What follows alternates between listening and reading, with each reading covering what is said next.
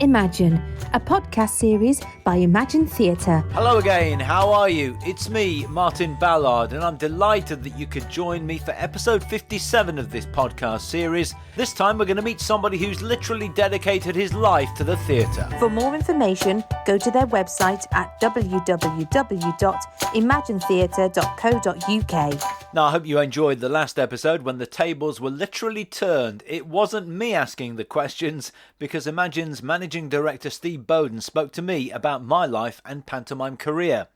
Remember that and all of the other previous episodes are still available to download. All you have to do is go to where you normally get your podcasts from, and while you're at it, why not subscribe to the series to make sure you don't miss out in the future.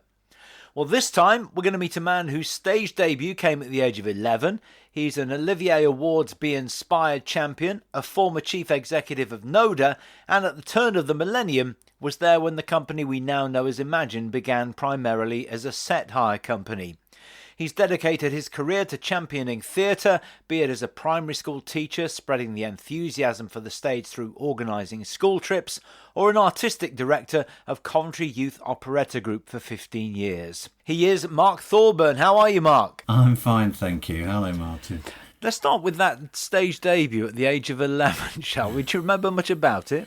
Well, yeah, I mean, it's sort of, I have got some photographs, of course, but my father's golfing partner's wife was in the local drama group in the community centre in Lillington, on the outskirts of Leamington Spa, where I was born. And they were doing The Importance of Being Earnest. They never got an audience. The Lillington didn't want a drama group, it appears. But Wilde did bring in a bit. But they wanted somebody to just literally carry on a tray of tea in Act 2. And my mother said she nearly died when I walked on stage because they'd Brill creamed my hair down. I mean, literally, I think the whole pot was on my head. And my lips were like Marilyn Monroe, bright red. So she did fear a little for the future of what she might have to watch. But it did all settle down, I can say. Did that whet the appetite then? The appetite was whet, actually, by a pantomime. Coventry used to, and it's a shame that it ever went, have a 2,000-seat theatre, which was opened in 1937, the third on the same site. And so I went there in 1959. They took me to see Beauty and the Beast with Charlie Chester and Richard Hearn, Mr. Pastry. And I can remember fairly, sort of bits about it, but the main one was Mr. Pastry doing something with a trick piano which fell off the set and smashed on the floor, obviously, all carefully choreographed. But that stick. And I was 8 when that happened, and it was that big red curtain at Coventry Theatre rose and I was gone. So that's when it started. I was 8 in point of fact, and then I was 11. I was lucky enough, and with being in the little drama group, the great thing was if somebody was late from work or didn't turn up a rehearsal, I used to read in for them. So that taught me a lot as well. So at some stage, you obviously decided that you wanted to perform, and you've performed pretty much all of your life as well. But through your education, did you make a conscious choice to not pursue it as a career and to go into teaching and so on? Yes, I did really. My dad was quite a character. The family business is Thorburns in Leamington, which my great-grandfather started. Clothier, he came down from Scotland to Leamington. I don't know, none of us know why he chose it. And my father and his brother were quite big characters. My granddad was a character. My dad never met his grandfather. He died when Dad was 2. But Grandpa Charlie was well known in Leamington, and I was 8 when he died, so I don't really remember him in detail. But, the 2 Thorburn brothers that the business is now called, even though they're no longer there, the 2 of them were characters. And I sort of do feel I follow my dad in that sense. So I wanted to perform, but my mother was very quiet and shy. The opposites attract so often. And I think I followed her maybe a little bit too much in that My father, I remember having a conversation with one day, and he said, "Look, if you want to go to if you want to go to RADA, oh, thanks, Dad. You think I can get in? I'll pay for you." You know, it was lovely. They got the business, so that would have helped. And I said, "I just don't think I'm good enough." I'd seen a lot of theatre by this time. We're talking teens, and I used to go all over the place just to watch theatre. If I hadn't seen a play, right, let's go and watch it. I just felt that seeing so many amazing people on stage, I didn't think I could reach to those heights. But I've had a great career in amateur theatre in the acting side. You know, I mean, I must have done 50 shows on stage, musicals and plays and panto. So, you know, I felt at the time that was enough, really. And I say it was that reticence, it's that bit of mum that held me back. But having said that, I look back at what I've been able to be involved in, and I'm quite happy, thank you. Well, anybody listening anywhere in the country who is involved with an amateur theatre company will know all about NODA, of course. And yes. You were chief exec for, 15 years or something, weren't you? Oh, no, not as long as that. No, it was half of that, unfortunately. I enjoyed it. I enjoyed it enormously.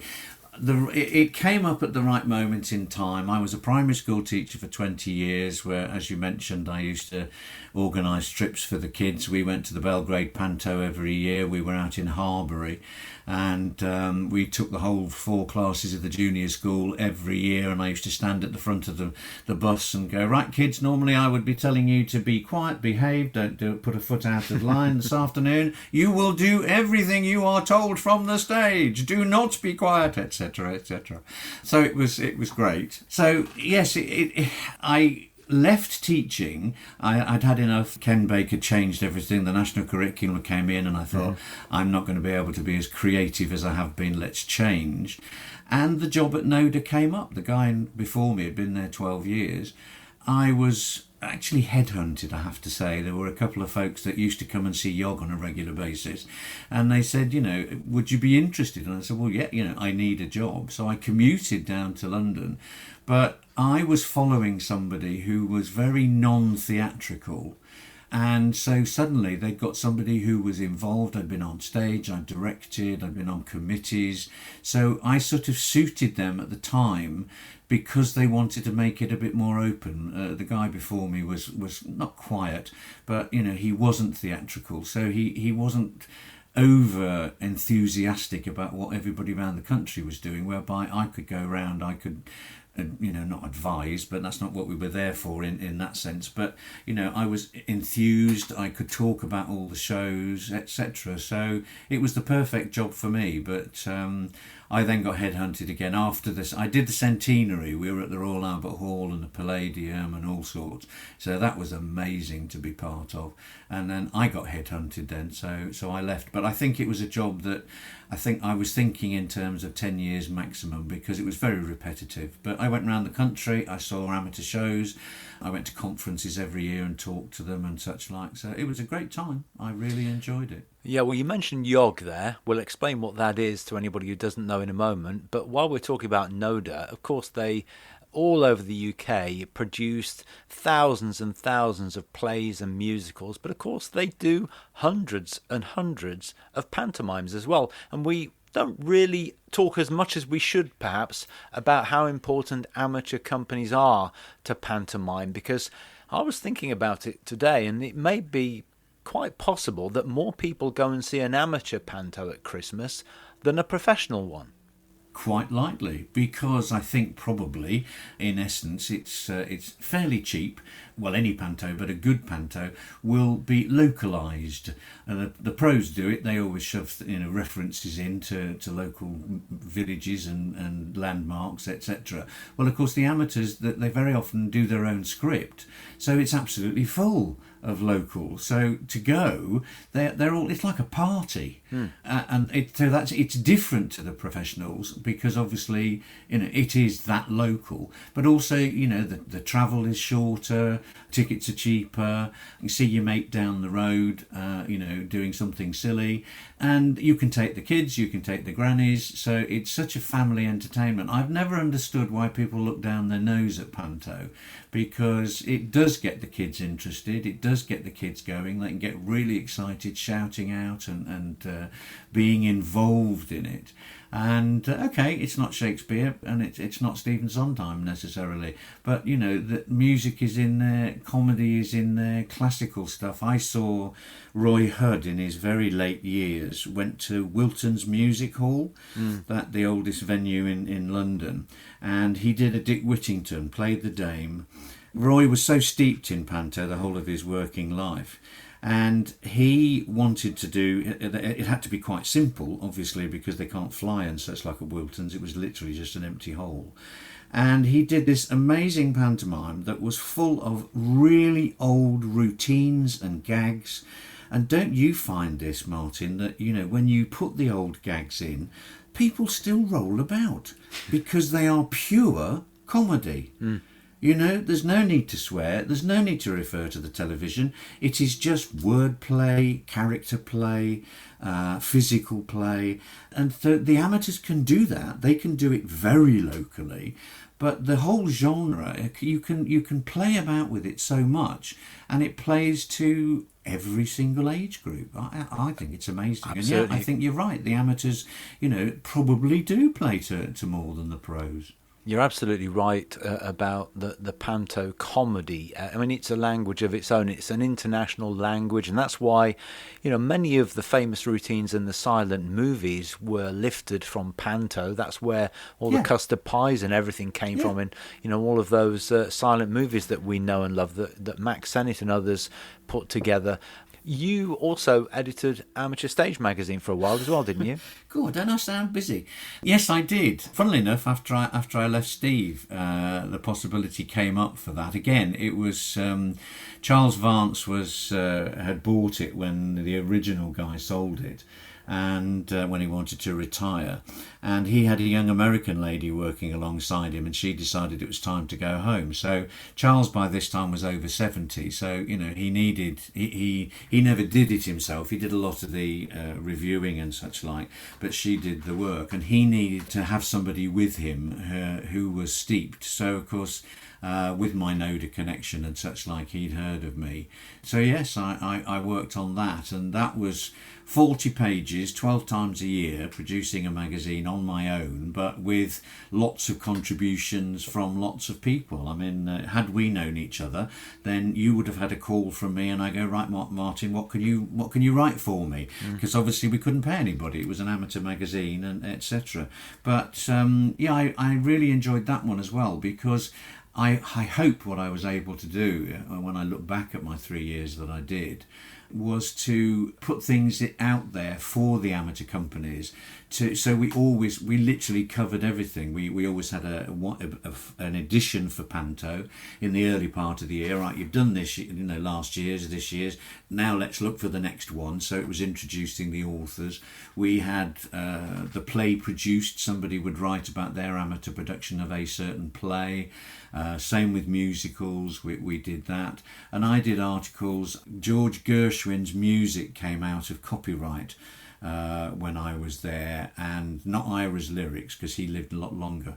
J.M. Barrie came out of copyright, again, not Peter Pan for obvious reasons, but everything else. So it was a case of, look, AMS, you know, these are no longer need royalties. If you want to save a bit of money, there's all these wonderful plays, musicals written by these people, you know, have a look. So it was that kind of thing. So, I mean, the amateur theatre can be really, you know, so vibrant, and it was lovely to have the opportunity, again, having been at NODA, being able to do it in a totally different way, this time to sit in an office and do it in print. Now, let's explain what YOG is, because, correct me if I'm wrong, but I think this was probably one of the most fulfilling things you've ever done, because you nurtured so much talent there, didn't you? It began as a choir, Coventry School of Music.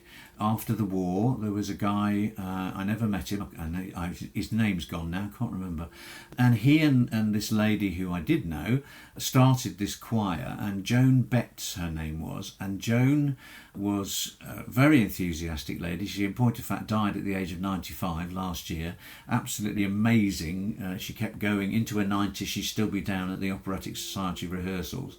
And Joan started putting in sort of, you know, short performances in concerts, and then that went to full-scale musicals. but kiddies musicals really. And then she moved on from sort of Wizard of Oz on to, the one I took over was a show called Love from Judy, which was a really nice musical in its day. It premiered in Coventry, funnily enough. Big success in London. And she and Max wanted to retire down to Falmouth. Would I like to take it over? Well, the nice thing at the beginning was my wife and I were pregnant, and so my wife was stopping working, and it was paid. So it was nice to have that little bit of cash coming in. And I sort of said to Peter Isherwood, who ran the School of Music, when he interviewed me, I can't promise I can do it as long. Joan had done it for 10 years. But I'd love to have a go.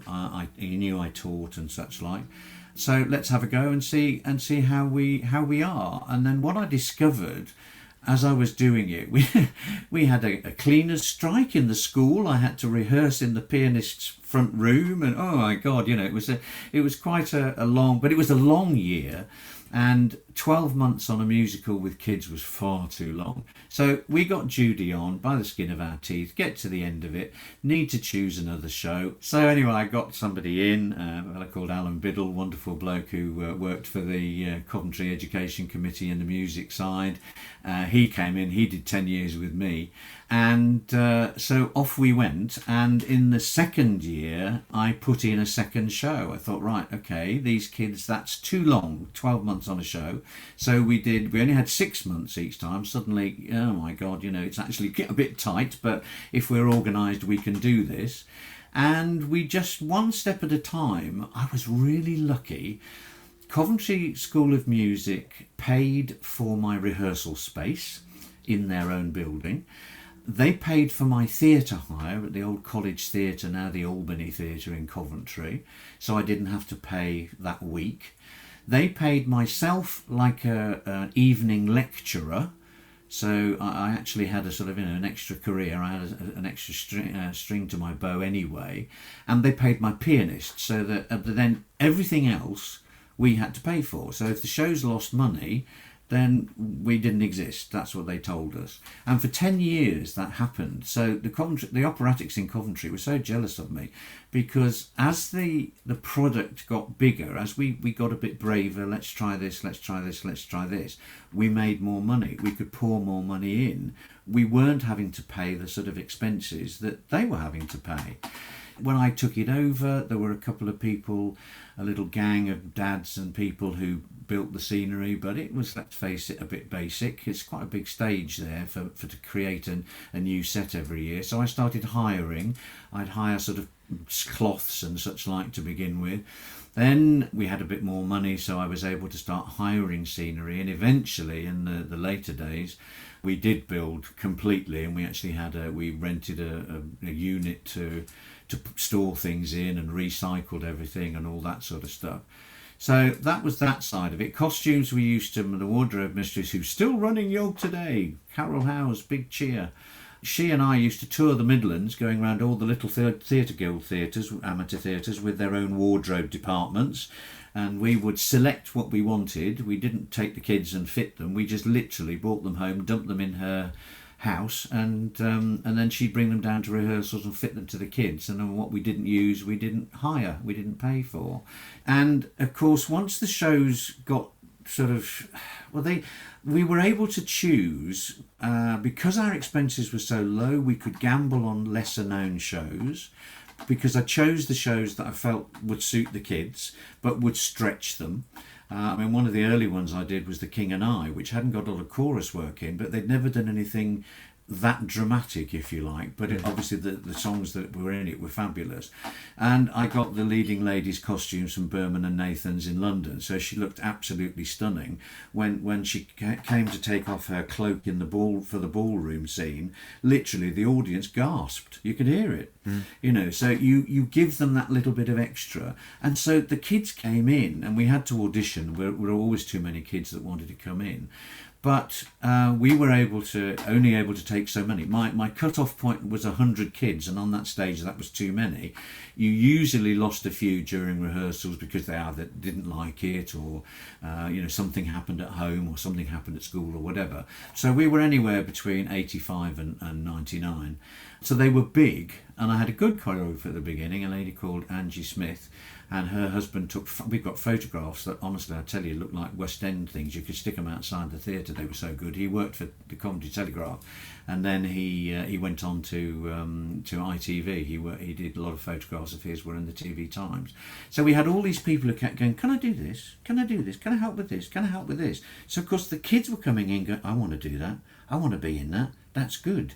So it literally just grew, and it sort of drove itself, really. I mean, yes, okay, I was the back man, and the decisions were mine. The reason I loved doing it was because I didn't have a committee.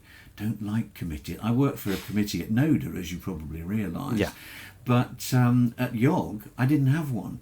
So I would talk with Alan, my musical director. Angie Smith was her successor was Beryl Thomas, who, next to Betty Patterson, who was the big choreographer in Coventry, I think Beryl was better than Betty in the long term.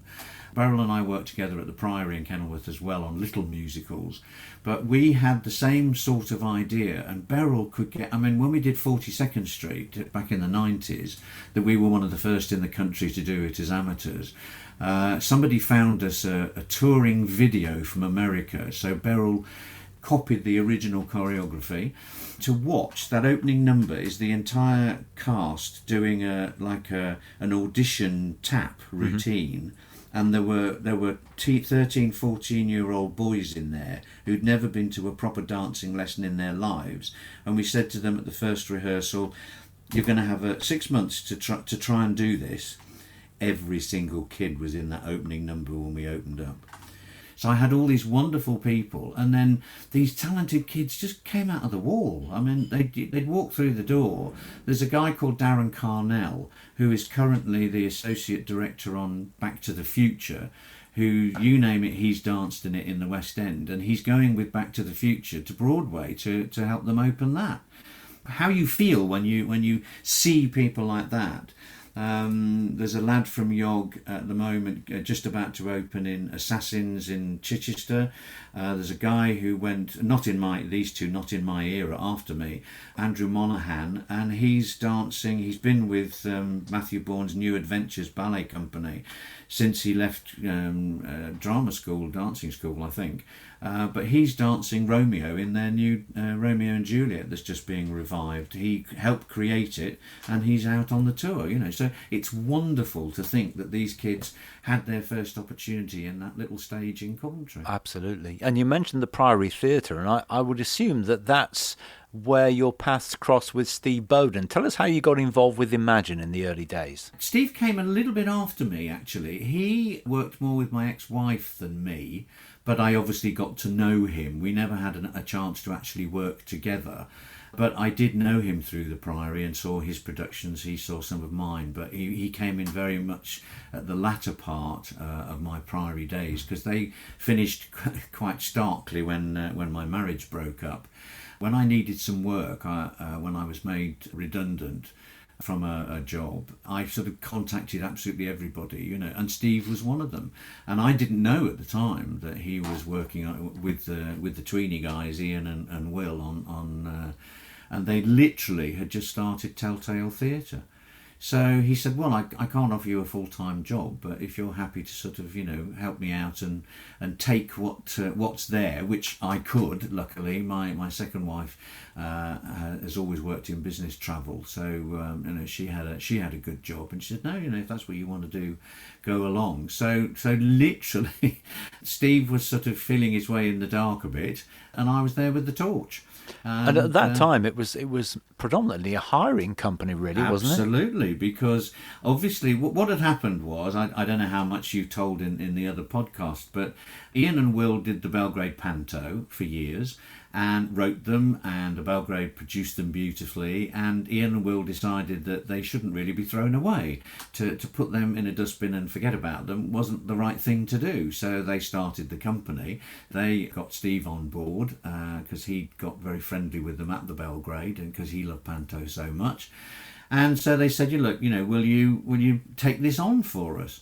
So yes, it had to be at the beginning. It was a case of Ian lived, and I think still lives, in Banbury. Mm-hmm. He rented a barn and all the bits of scenery and the props and everything were put into the barn. So you can imagine what we had to do every autumn, because the birds got in the barn as well.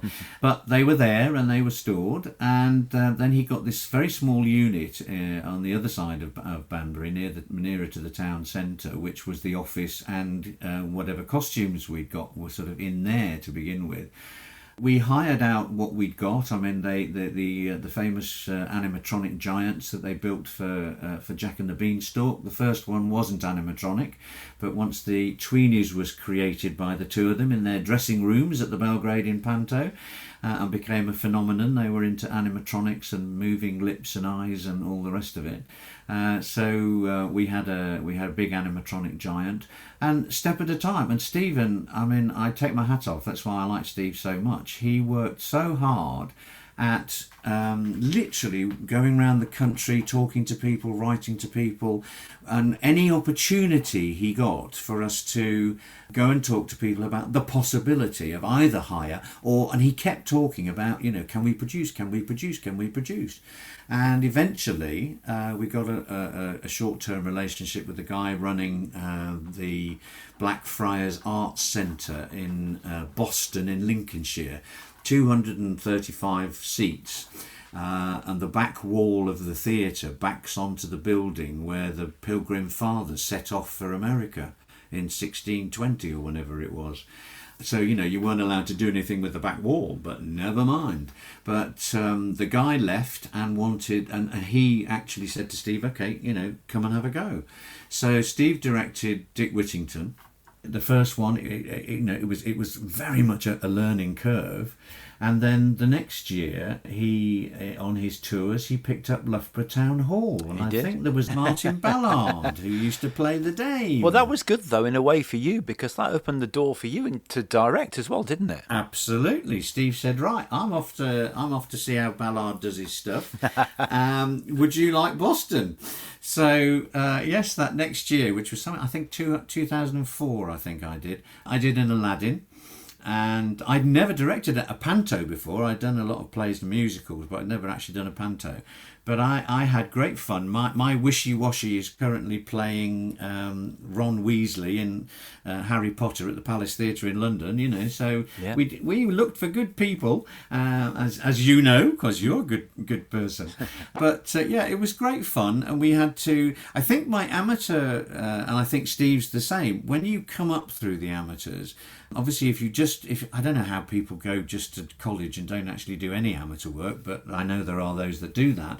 But I think those that come up through the amateurs, where you literally have to scrimp, you have to make do, you have to make things work in an incredibly imaginative way, because you haven't got the money that can buy you anything.